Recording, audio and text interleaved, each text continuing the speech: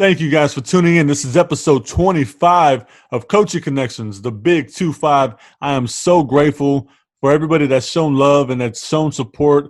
I appreciate it from the bottom of my heart. Thank you very much. On episode 25, we have Mr. Orlando Mendez-Valdez of San Antonio, Texas. He is a legend as far as I'm concerned here in town. He is a professional basketball player in Mexico, played for the Mexican national team, has had himself a phenomenal career. He's an outstanding person, real genuine, real humble. We talk about his childhood. We talked about his playing journey. We talked about a lot of the things in his life that have helped influence him and some of the obstacles he had to overcome and how he overcame them. And it's just a great conversation between the two of us. I hope you enjoyed this episode just as much as I did. Episode 25, Orlando Mendez-Valdez, Coaching Connections. Let's get after it. Yo. What's up, bro? Can you hear me? Yeah, I can hear you. Nice. Let me fix. How you doing? I'm good, man. Just cleaning around the house and trying to stay busy. I hear you. You been doing all right? Yeah, man. Just getting back from a workout and then trying to deal with free agency right now. So it's got a lot on my plate mentally. So I'm just trying to figure out how everything's gonna kind of align, I guess. No doubt. I hear that. I don't understand the free agency stuff. I've never been there, but I can imagine it's it can be stressful. It is, man. It really is. Well, I appreciate you, man. I appreciate you taking some time to talk about life and hoops and your journey and the whole deal. So much love. Let's talk a little bit about this whole COVID thing. How has your life changed during COVID? What have you been doing to stay busy? Stay active, staying on top of your workouts. You binge watching TV shows. I mean, what have you been doing? Man, just like anyone else, right? Just trying to take all the protocols to stay busy, man. Stay active. Trying to have some structure for our kids. Trying to pivot and adjust to like whatever was thrown our way, right? And everyone that was affected, small businesses, which my wife and I are small businesses here, and it was tough. I think more than anything was that the mental health. Like, there's days where you it doesn't even feel like a Friday. You don't even know what day it is. Like, it was just like the unknown part. Not knowing like, hey, this is the timeline of when things are going to get back to normal, and trying to adjust. Like, my wife and I are both self-employed, so our kids are here at home with us, and we're used to it to a certain like degree, but it was just for them as well. They're getting restless, they're getting bored, and it was just like trying to pivot to understand like how to do their work online, and it was a lot at once, but we got ahead of the curve by just taking like small, simple steps. It's tough. I'm just trying to stay home as much as I can unless I need to go and, without living a life of fear, right? Still going out and getting things done that I need to get done. But, make sure my kids are safe. And like you said, they're getting rambunctious. They've been home since spring break.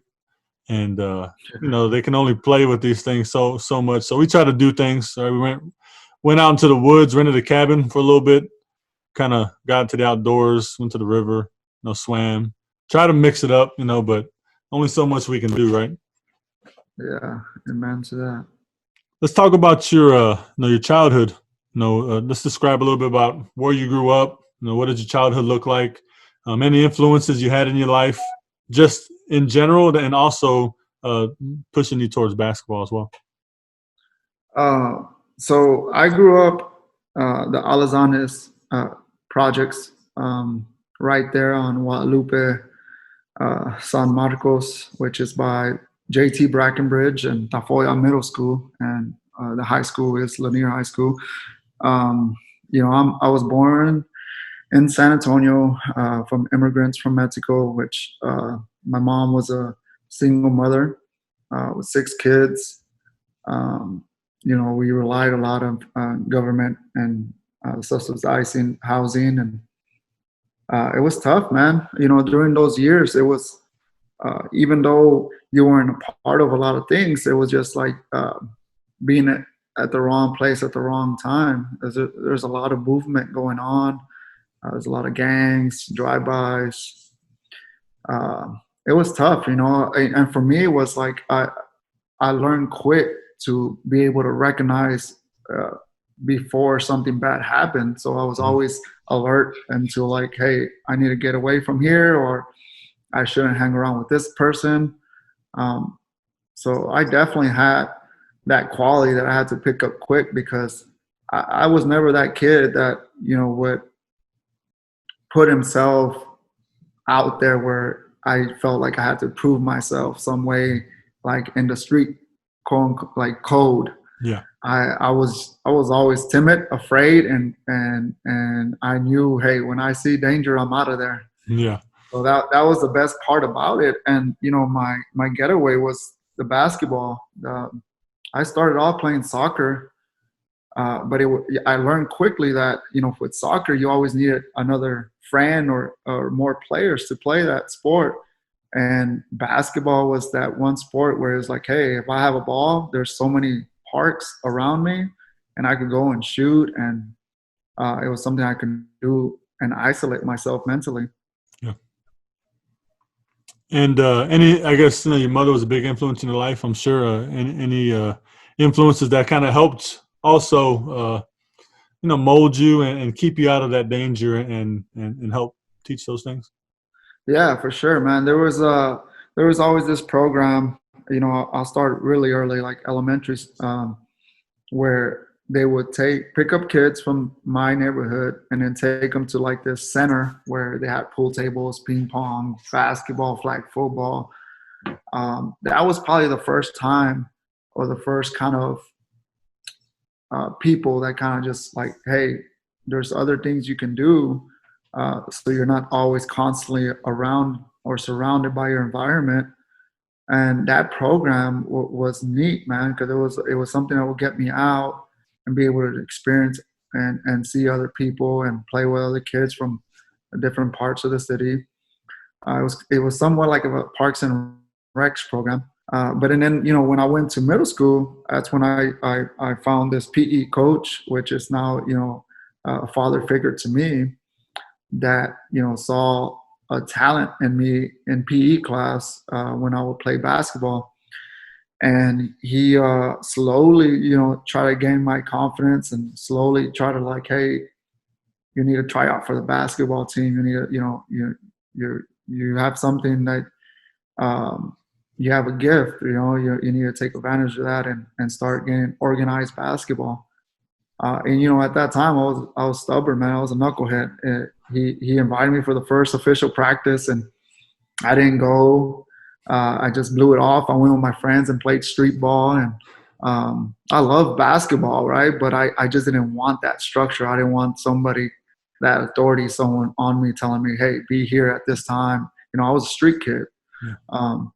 But he went to my house after that practice, went looking for me. I asked my mom, hey, why did he go? Where was he? And I found out later that he went by, and I was like, man, this dude's not giving up. He's like persistent. He's like, I'm just gonna go, just to like keep him quiet, like shut him up, so he can just go away.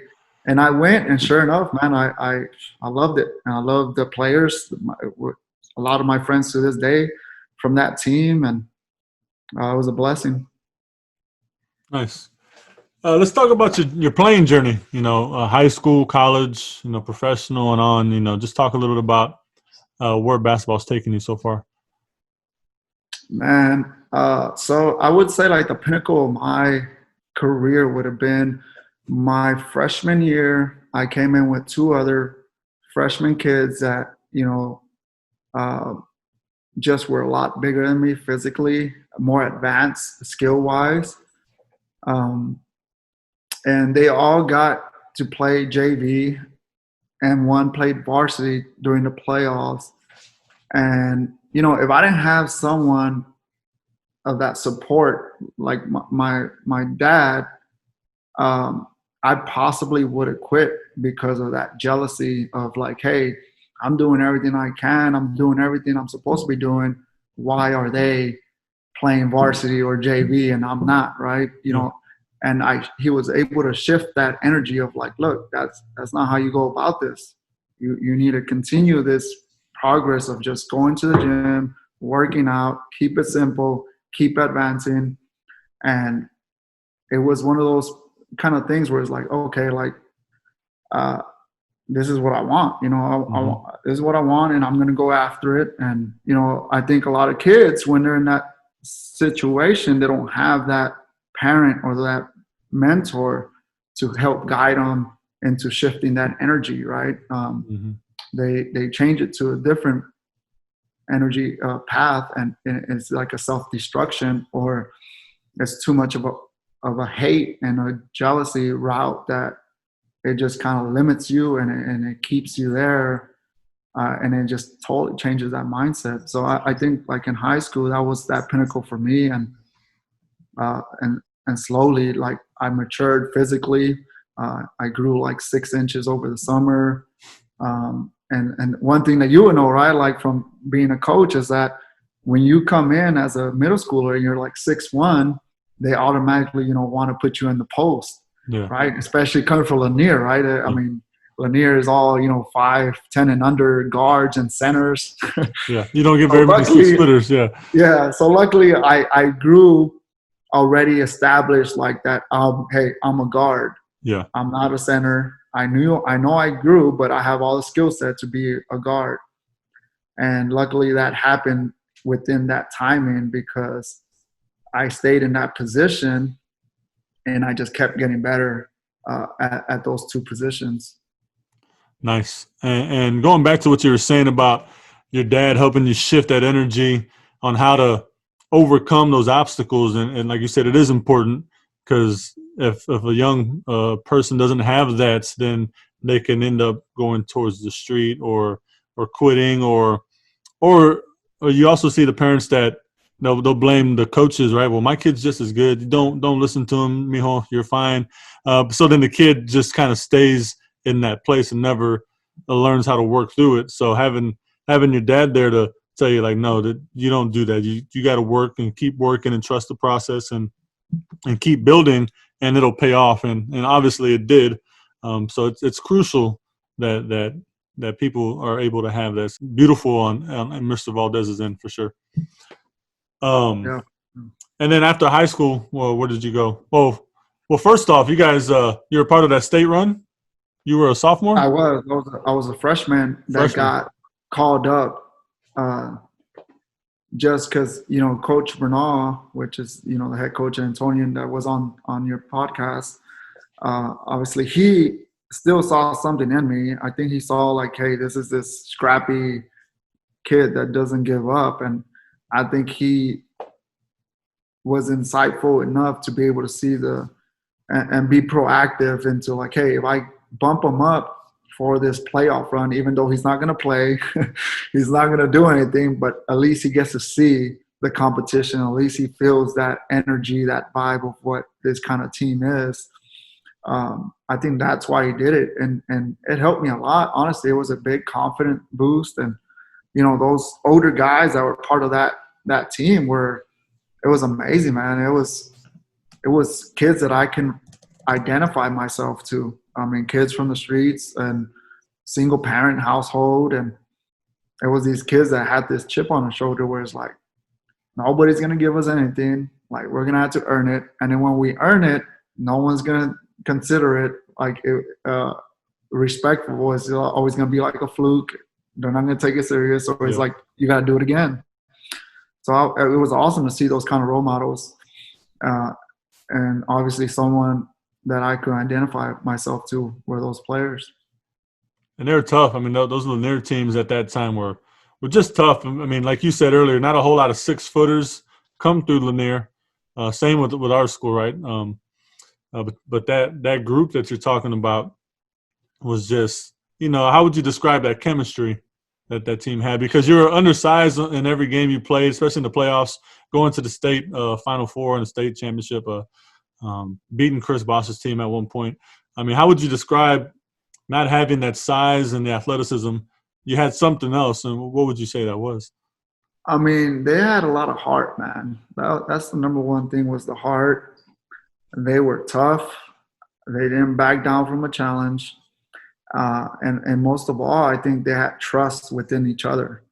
I think each person knew their role, and each person trusts that that person was gonna fill up that role and bring Mm-hmm. it right.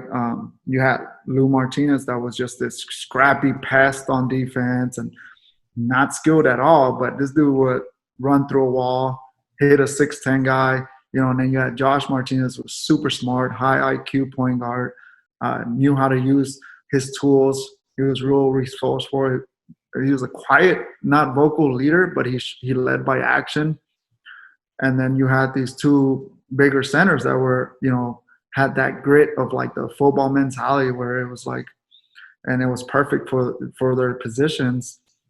And then it was awesome to be able to see all those pieces kind of together and trust each other. And outside of basketball, it was just nonstop basketball. I mean, I used to go with them to the streets and play in parks here and there, drive here, play there. So it definitely isn't like today's basketball. I think I could speak for them where they didn't have trainers, right? Yeah. It was just like constant basketball, and it was just like we learned off of all the OGs in the park, right? Like that one chubby old man that for some reason he never misses a bank shot, or Yeah. Yeah. that slow dude that does the slowest spin, but you just can't stop it. I mean, it was just little things here and there that those were our trainers. It was Yeah. like, oh yeah, man. That's funny. And then talk about after high school. You went on to college, and then after that. So there's another pinnacle point too. After high school was like, hey, it was one of those moments where, I went over the list of my goals that I wanted to accomplish with my dad. I was an all-state player, first team. I was player of the year, San Antonio. I don't remember the stats, but I had the credentials, right? And I remember they called us to do like a photo shoot for Express News, and I see all the guys around the city from each school that got first team all state, first team city, and everybody's going somewhere. Like everybody has committed to a school, right? D2, D1, some JUCO, and I'm over here like, what is going on? Like I'm player of the year, and I don't have not one offer, like anything. So like that was another pinnacle of my path too, where it's like, man, what am I doing, right? Like I obviously I'm not getting respected, or I'm getting overlooked. I don't know what's happening. Like, so I decided to go to a prep school in North Carolina, and that was a cultural shock for me, but I was around the exposure I needed, meaning that the prep school will play against like Mount Zion, Lauren Bird Institute, where Tony Crocker went. All these prep schools, right, that had at least 6 Division I athletes, 5-star, 4-star. So that exposure like gave me what I needed, because once I proved myself there, and I was doing very well there, and we were winning, the offers, the exposure started coming, and it was just like, okay, like, this is an awesome feeling. Like, okay, I do belong here.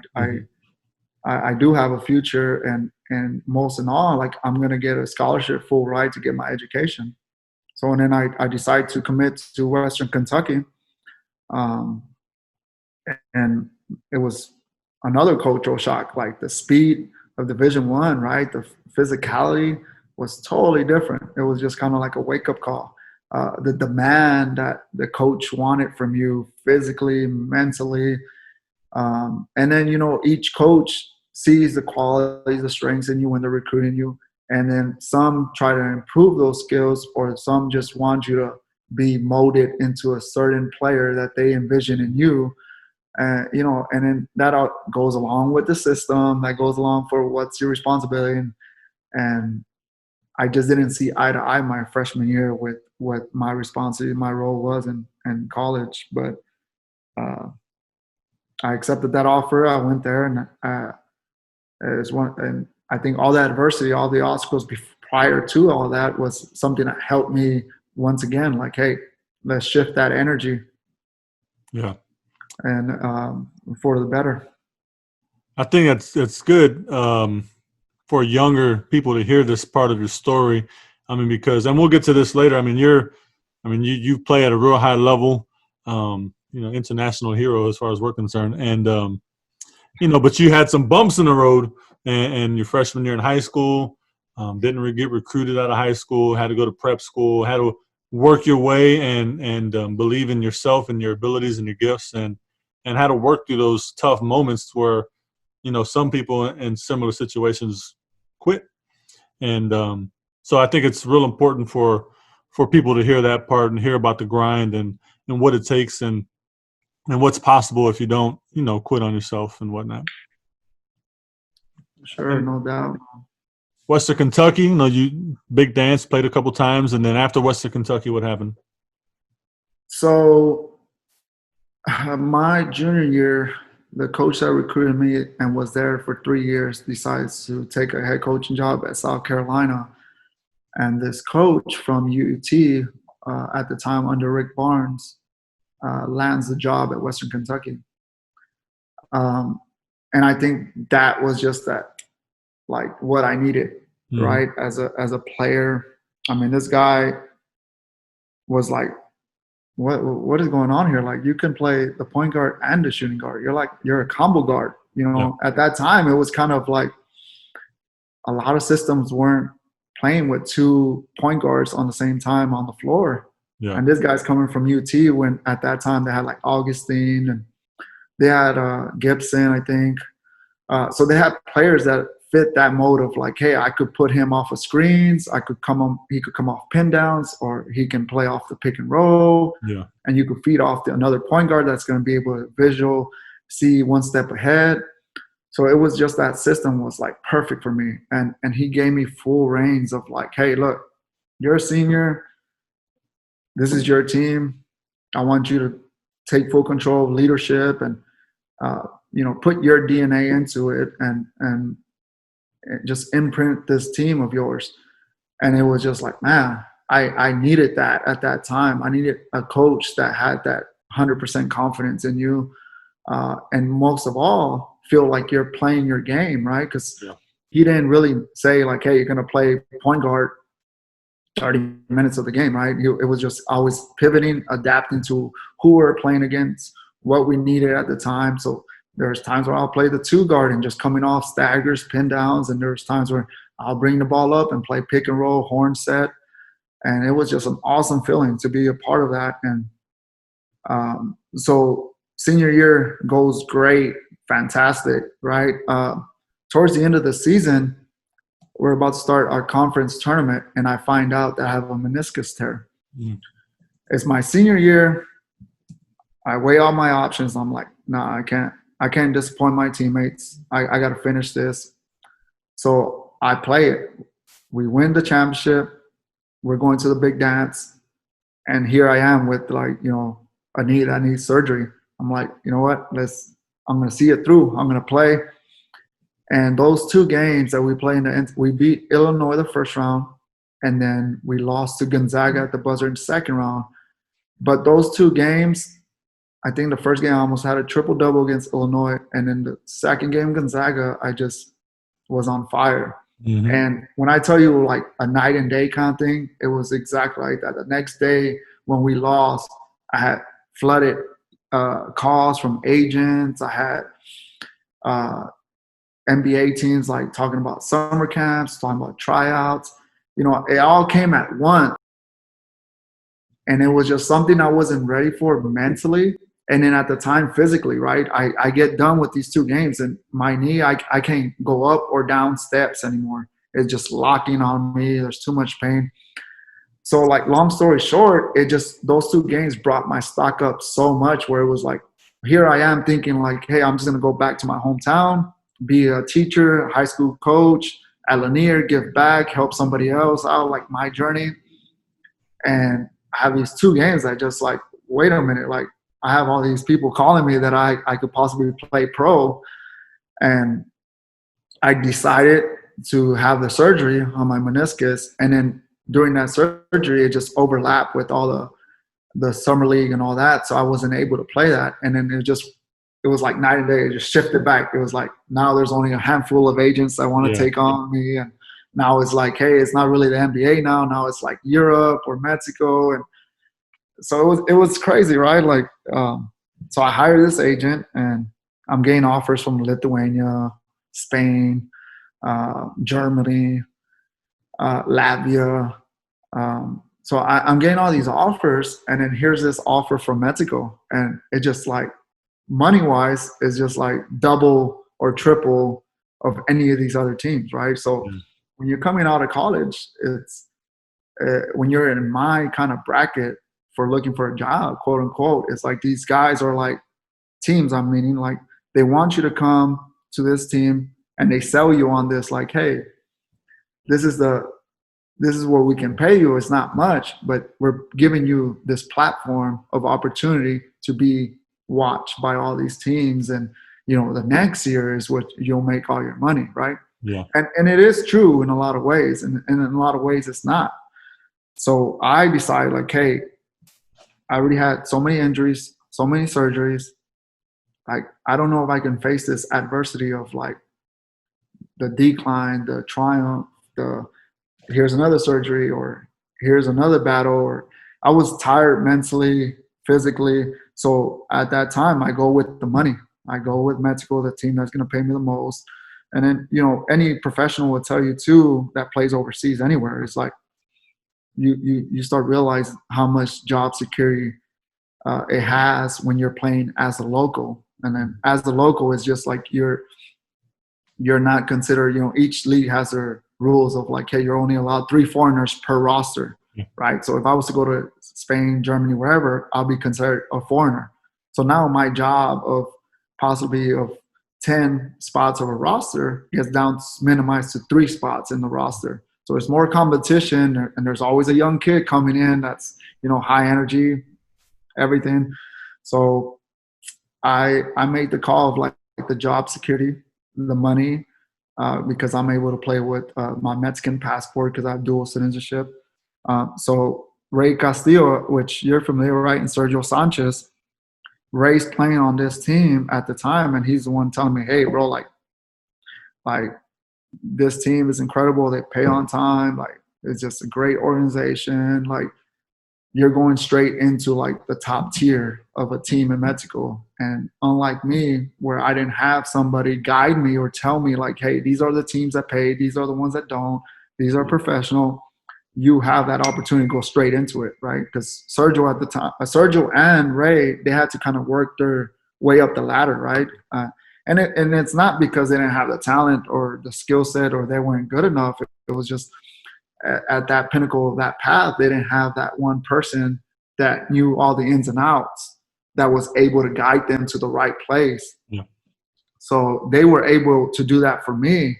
And I mean, I thank Ray, you know, for being so persistent and trying to get me to that team, because it was a blessing, man. It was a great organization. Both great guys, super talented, you know, proud to call them friends. Couple fellow Southsiders that can just play. Those guys could shoot the heck out of the ball. You know, Yeah. as can you, though. I mean, all of you guys shoot the heck out of the ball. I always tell my friends, like, you know, I like to consider myself a shooter, right? You know, and so me and Serge, even though we're getting older, we would link up in the mornings. He'd come up to the school 6 o'clock, and we get a workout in, shooting workout, and we'll do shooting competitions. And I get him every now and then, but I just, you know, can't beat him most of the times. 8 out of 10 times he's gonna beat me. And it's not like I can't shoot the ball. That dude, just shoots lights out. Okay, we are both great shooters, though. Just you can tell just off of the forms and just the mechanics of. Oh yeah. Of everything. And then you get Ray, who's about 6'6", you know, long and lanky. You know, changes everything for a shooter. So then you played pro ball, and then you also played for the national team in Mexico. Talk about that experience. What was that like? What did it mean to represent the country and play on the world stage? Man, incredible, incredible. Uh, I mean, as simple as just traveling with guys that you consider family now, Mm-hmm. being able to experience all these cultural differences, the way people live in different countries, and best of all, it's like you're not coming out of anything out of your pocket financially, right? So it's like, I think a lot of people take that for granted.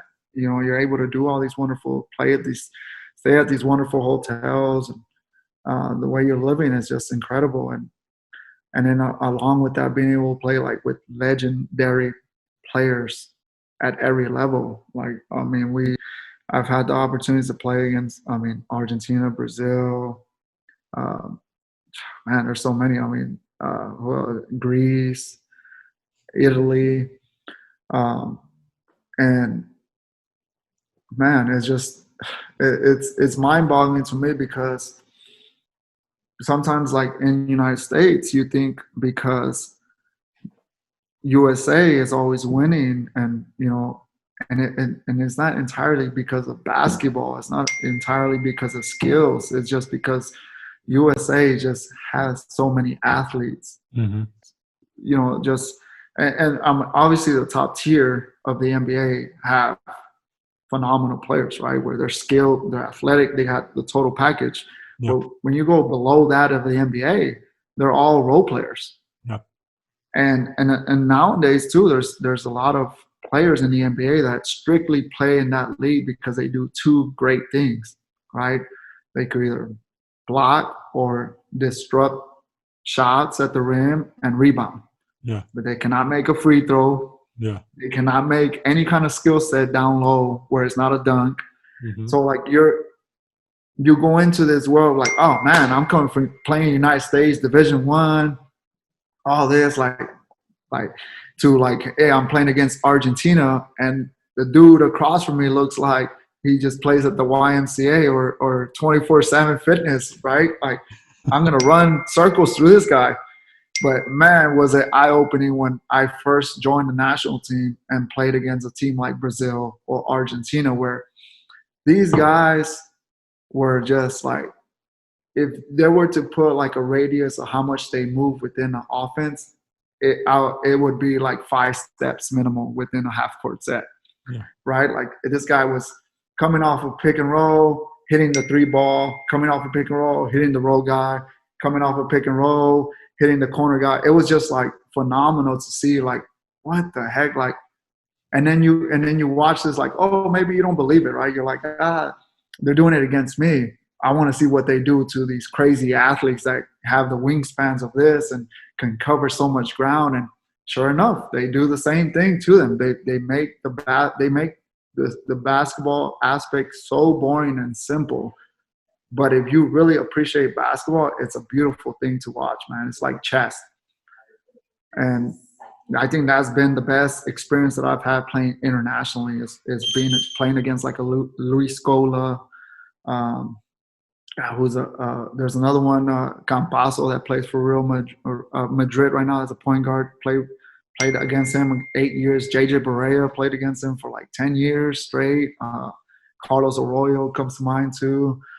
I mean, there's just so many guys I'm forgetting too that was just like incredible to see that international basketball and see these coaches of like not relying so much on these skilled 6'10" guys that they were having to coach. They were having to watch film. They were having to just change up and strategize against these, athletes. And it was just, you start seeing like, man, like basketball it's a worldwide sport, and you can learn a lot from a lot of different countries and coaches that are not even, a lot of people don't even know about.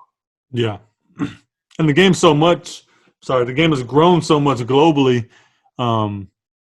You've seen teams that have given the States, some runs for the money when before that it was pretty dominant. Not to say that they don't always win, obviously, but Yeah. you just see across the globe how how much the game has grown and how popular the game of basketball it is, and how beautiful it can be when you watch it in that regard. When you see those guys running their stuff, it might seem kind of boring and it might seem kind of and not a whole lot of action going on, but it's effective and it's beautiful.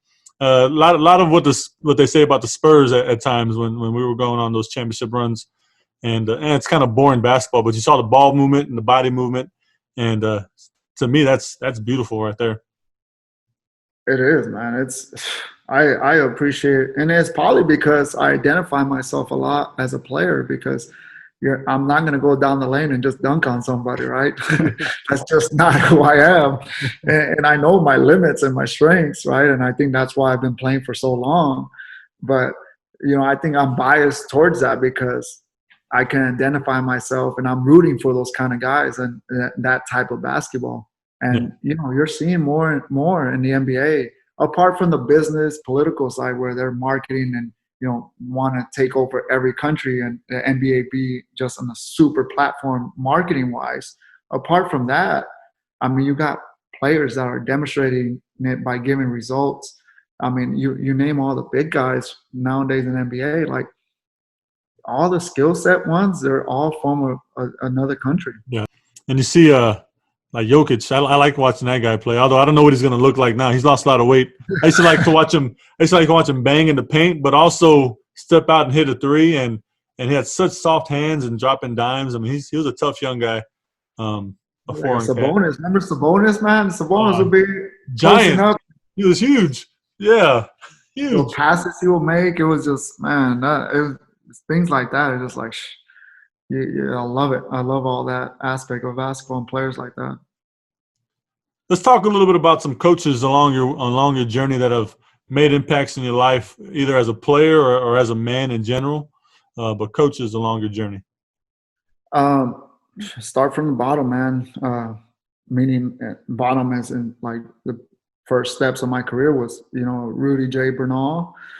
He was so fundamental, so disciplined, traditional, that he provided tools that I needed to this day in my career. Just the work ethic, the accountability. He's definitely one that I still have a relationship to this day, right? He's turned into a mentor, father figure as well. And I think apart from him, my senior year coach is another one that I love because he is just genuine. He's just a real dude. Like, you come across a lot of coaches in this industry of college where once they get you as a recruit, it's just something just flips and it's just not the same person anymore. Yeah.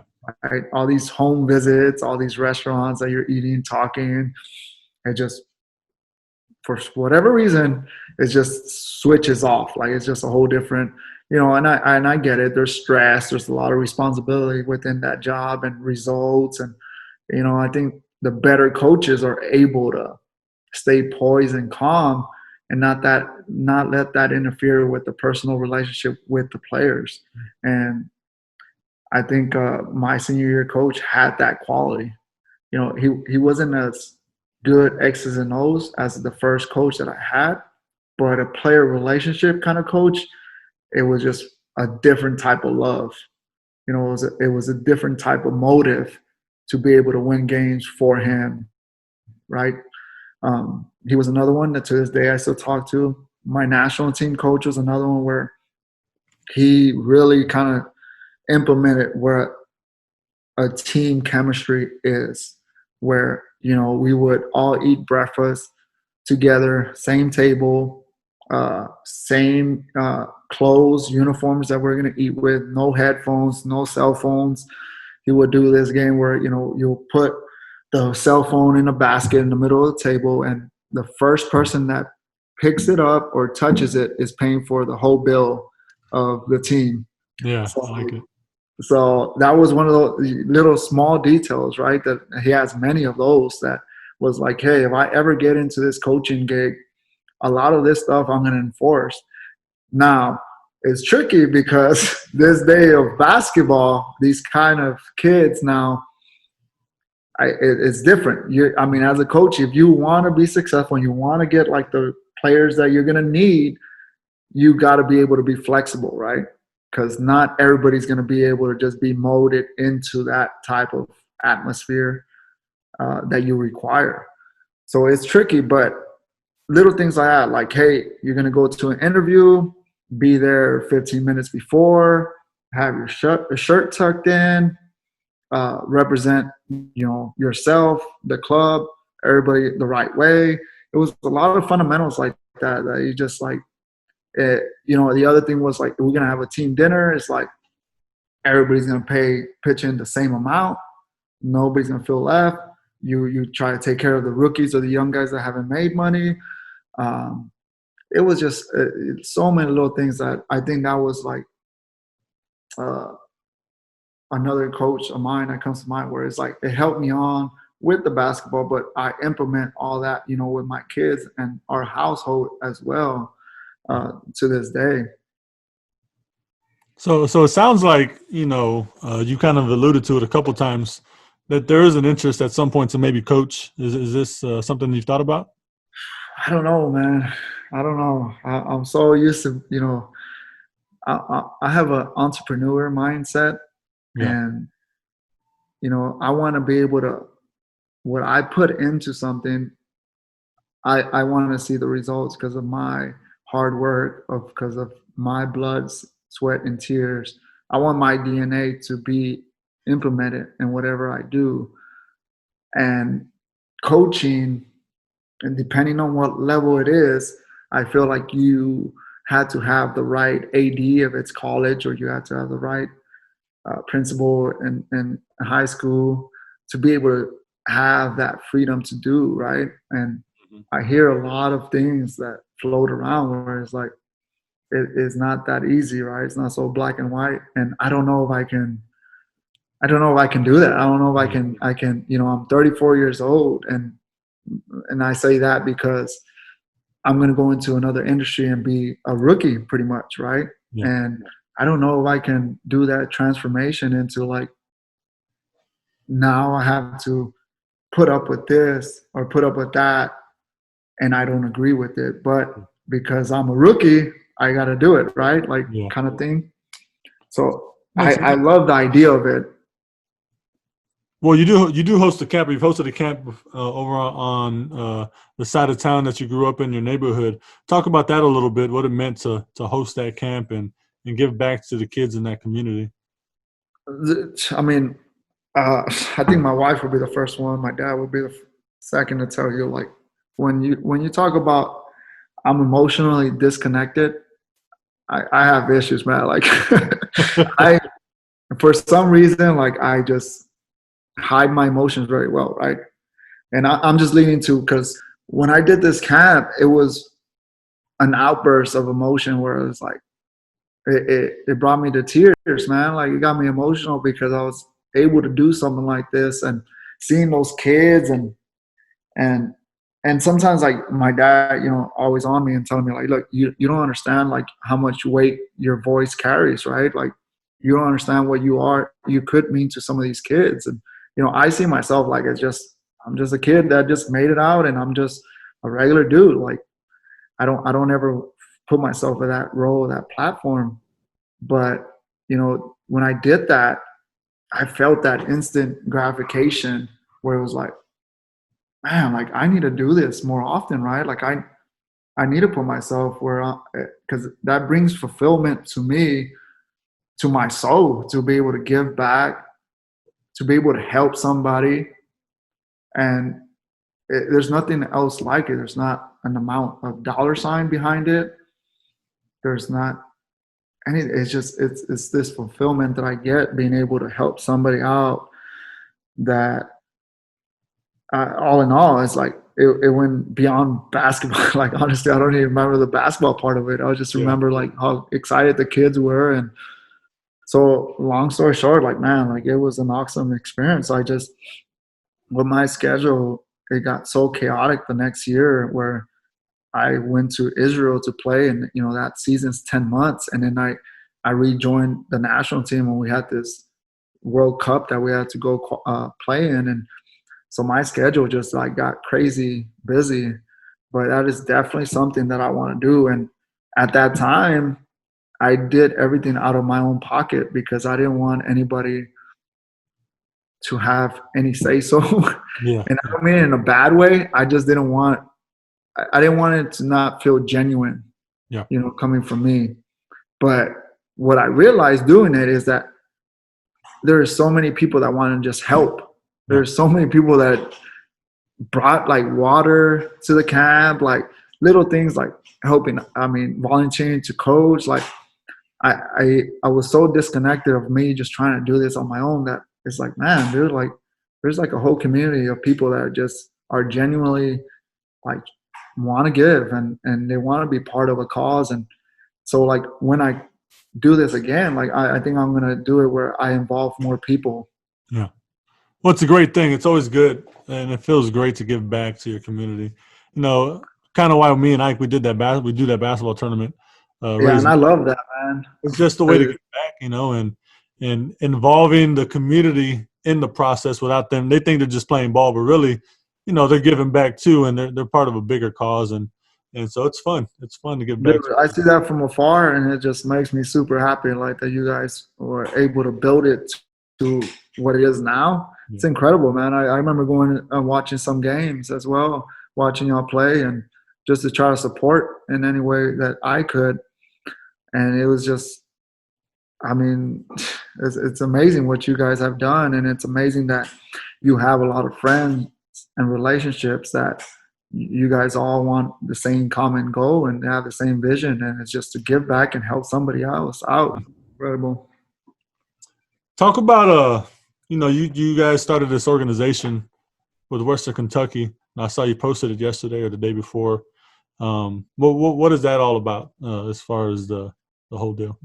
So with everything that's going on in the world right now, it's like it's crazy.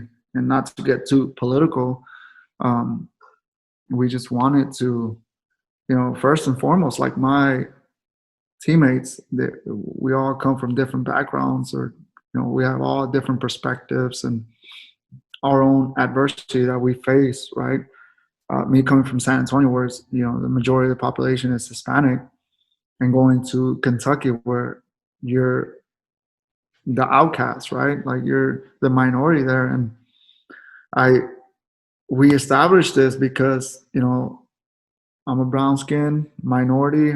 We have one Black American, we have two white dudes, and like it's just like we have all different shades of color, right? But we all have this vision of like, man, dude, like it's crazy because we can all work together, right? We all bring our own strengths and perspective to this, and let's try to do something for the community that gave us so much, which was Bowling Green, Kentucky, and let's try to bring more diversity and awareness, right? Like, and we started this scholarship.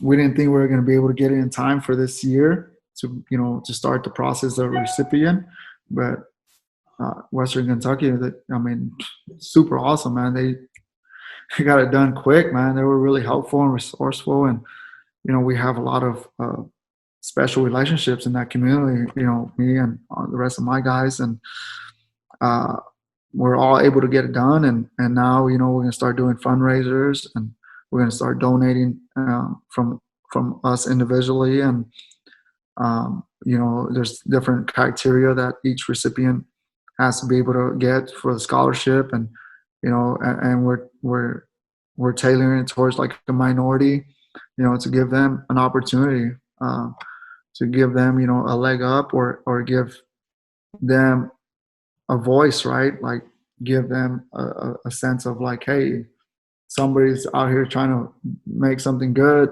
for someone like me.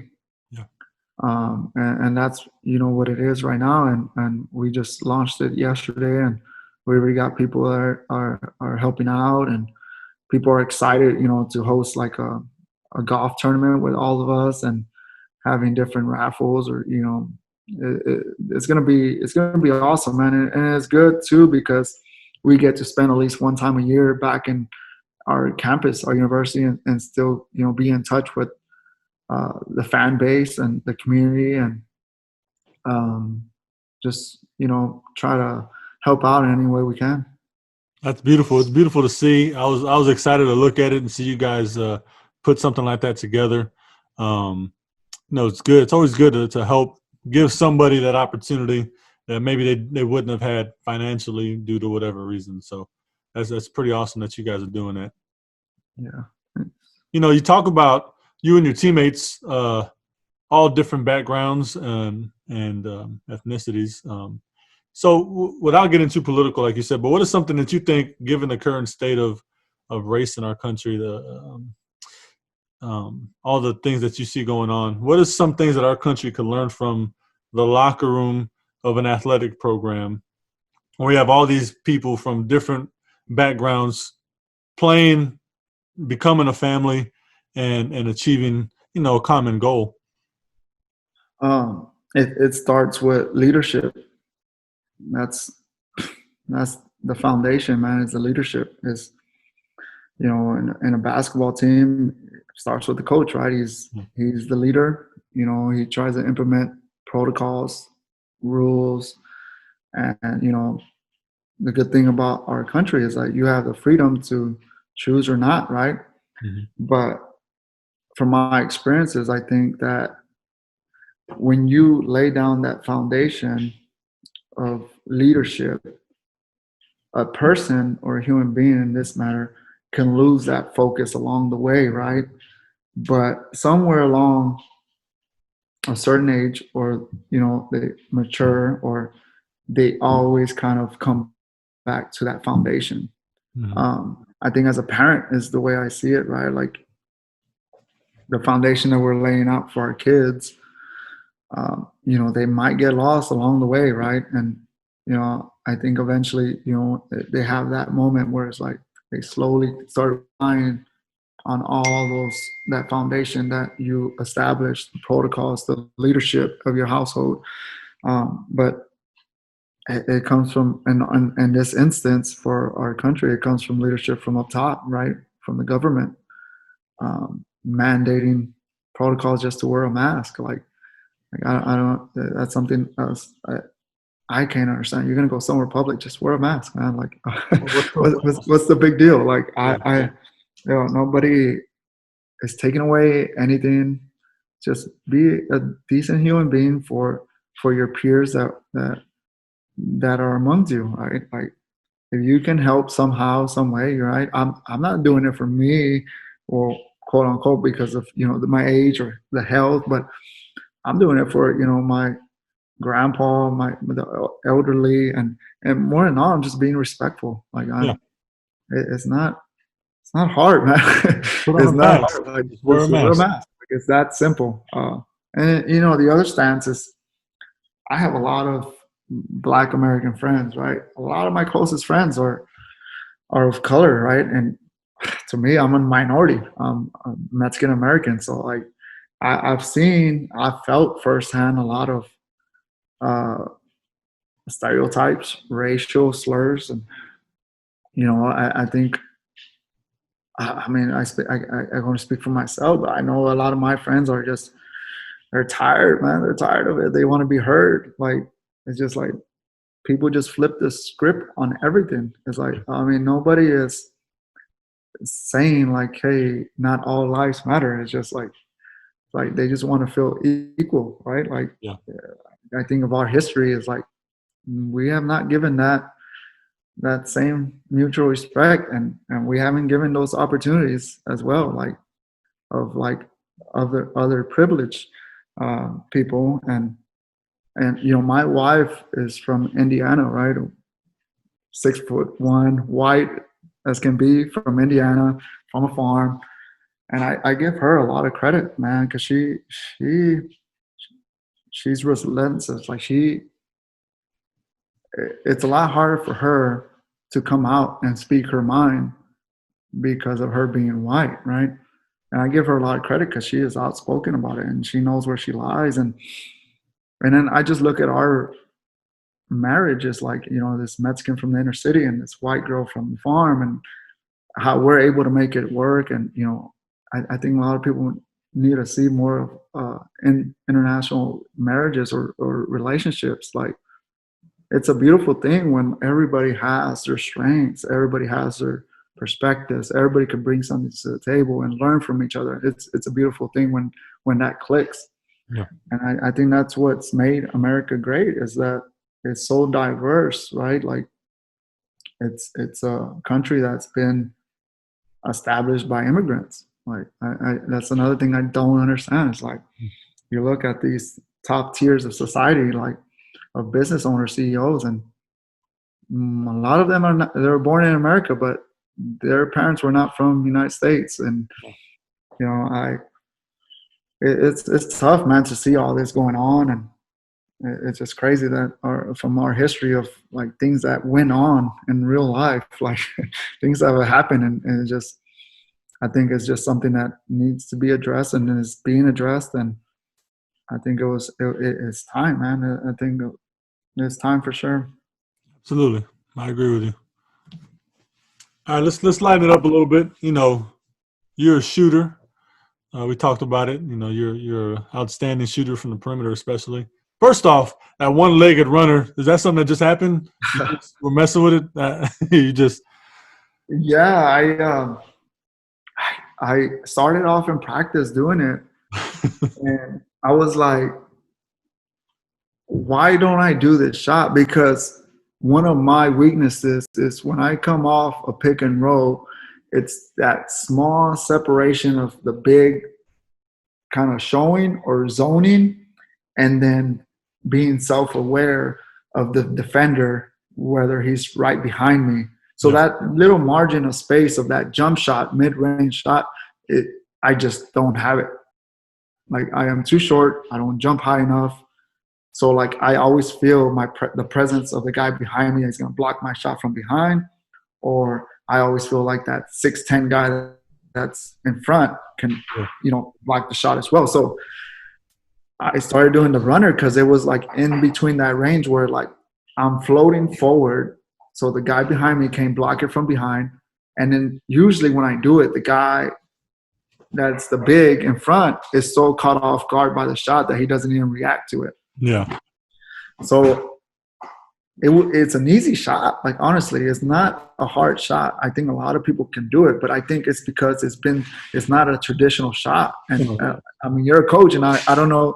I'm pretty sure a lot of coaches will be like, "What the heck is that?" I'll probably lose my mind if I saw my point guard coming off a pick, shooting a one-legged running three-pointer. But knowing he hasn't practiced it, I know this is something you've probably done over and over and over and over again, and making the read, and like you're breaking it down. So I know you've thought about it.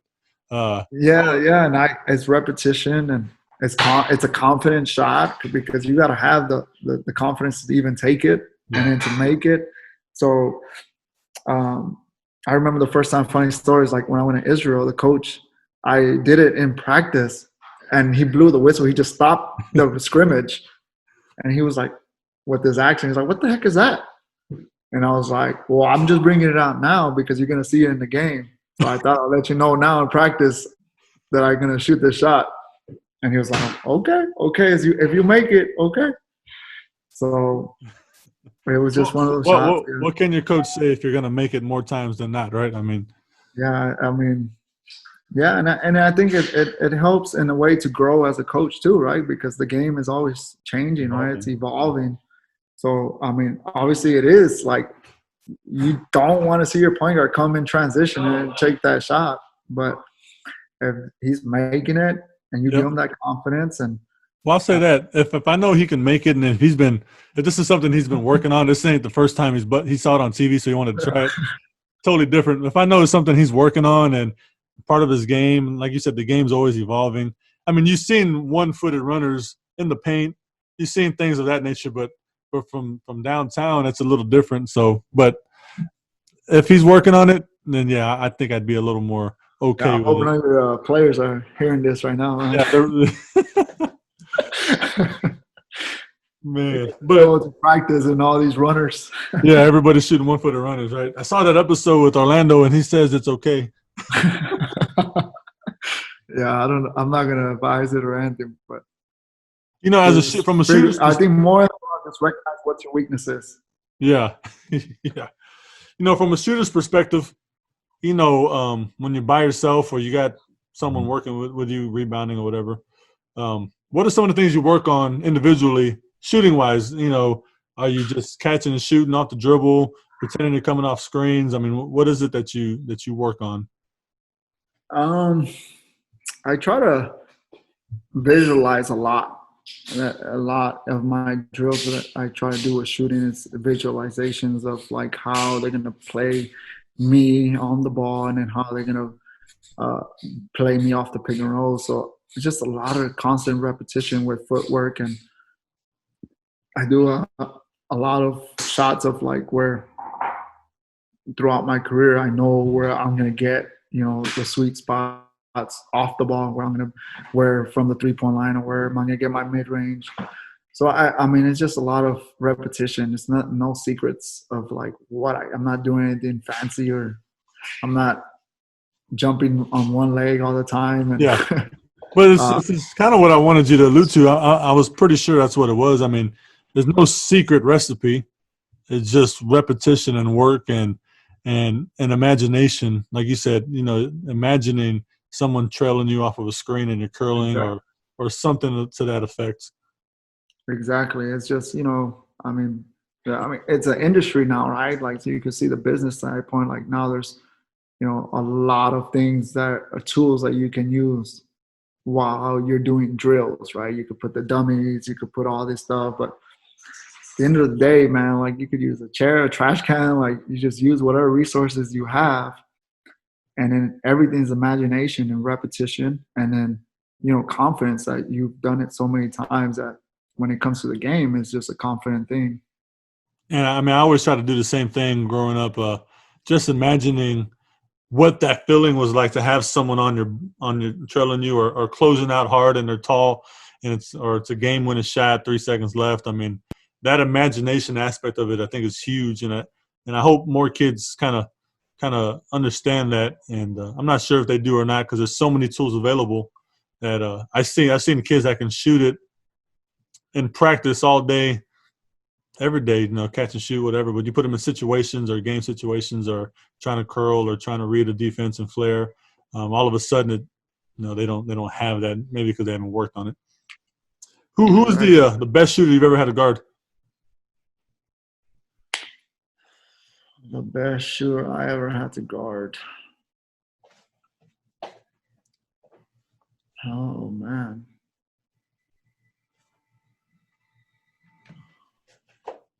I mean, I guarded Steph Curry during the World Cup when we played against Team USA. That's all you got to say, really. I mean, I I mean, mean, he's arguably the best shooter of all time.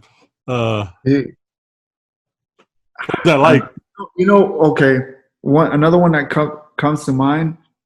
Well, it's a little different because he's not the best shooter that I had to guard, but because of his athletic ability and how is Andrew Wiggins is another one that comes to mind where I had to follow him off of picks, but because he's so athletic and he gets his shot off so high and quick, there was no way even putting a hand up. Yeah, And his separation to get his shot to me was amazing. Like I felt like I was always with him. And then for some reason when he was already shooting, I felt like I was 5 feet away. yeah. Like it was just a crazy. I think that was when I realized, like, man, this dude, Athletic. I'm not gonna do anything to disrupt any. Like, I'm gonna have to like take it to the old school and poke him in the stomach or something. If he can get there, right? Listening to Kobe one time talk, he was saying something about, I'm just gonna elevate. And at that point, it's just me and the rim. If I make it, I make it. If I miss it, I miss it. Not a whole lot the defender's gonna be able to do. Exactly. Like that. I think that Andrew Wiggins, when he was doing that to me, it was like, oh man, like it was. There's not much I can do, but I mean, obviously, like Steph coming out. There's another dude that comes to mind, man. He was my mentor my rookie year. His name is Leandro Garcia Morales. He is from Uruguay. Played at Texas A&M. This dude can shoot, but this dude is probably one of the best at coming off of screens. Like With the ball he or without the ball? without the ball. Yeah. This dude, his footwork, man, he was like the footwork and his movements was like a boxer movements where like you try to make contact right with the offensive player and you try to ride him off his hip or you try to cut him off, and this dude, like whenever he felt or anticipated, like he was able to just like move Eluded. back and go the other direction. His change of direction was super quick, and or you try to cut him off and he'll weasel his way in through a down pick. And like I learned so much from that dude, man. And it's another one of those guys. Like people in the international Latin America for sure know who he's a legend. He's probably by far the best Uruguay player. And when you say that name internationally, people that know, they're gonna know who he is. But Yeah. you say it out here, no one's gonna know who he is because not NBA. But man, that dude coming off of screens and the other thing, he was a great shooter too. So it wasn't not just the footwork or the maneuvering. It was like at the end of the day, he was a great shooter too. Well, we'll have to try to tag him on social media so he hears that. Yeah, this dude was my idol, man. This dude, like, I mean, you think of all the greats, Luis Scola, Manu Ginobili, all these guys, like they know who he is. Yeah. Like they know who he is. Like it's one of those guys where like he didn't play NBA or Barcelona or any of that, but for sure had a lot of tools to be able to. Speaking of basketball in Latin America and the whole deal, South America, Argentina, how legendary is Manu Ginobili? I mean, seriously. Man, this dude, I mean, it's like God, man. This dude's God for real. Like, I think too, though, it's not just basketball when it comes to Ginobili. I think it's a story. I think it's the generosity of him as a human being as well. Like, I think a lot of people that idolize him, it's not just so much because of basketball. I think it's just because of who he is, what he stands for, and what he's about, man. Like he, to me, by far is probably my favorite basketball player of all time. And I tag on a lot of because of who he is as a father, who he is as just a member to society. Yeah. My influence is based off of the total package. And Yeah. this dude is God out there, man. Everybody respects him. Everybody loves him. Like he's not like this character or this personality that's just you love him or hate him, right? Like he's not like a hard person to get along with. I've never heard anyone bad or anything about him, man. And everybody loves him. Everybody appreciates, and everything he's done is just incredible. I thought I'd ask. I mean, I didn't plan to ask that, but as we were talking about basketball down there in Latin America, I figured, I mean, he's got to be, the guy, the pinnacle of everything. Yeah, for sure. He's up there, and he's up there for sure. Well, as we close this out, man, you're an icon in the Latin basketball community, especially here in town, right? For Latino basketball. You carry yourself, you talk about Ginobili, but you carry yourself as a professional and you carry yourself the right way. So you're very well respected. And so it's very inspirational to a lot of the younger generation. And like your dad said, you don't realize sometimes maybe how much your word can carry.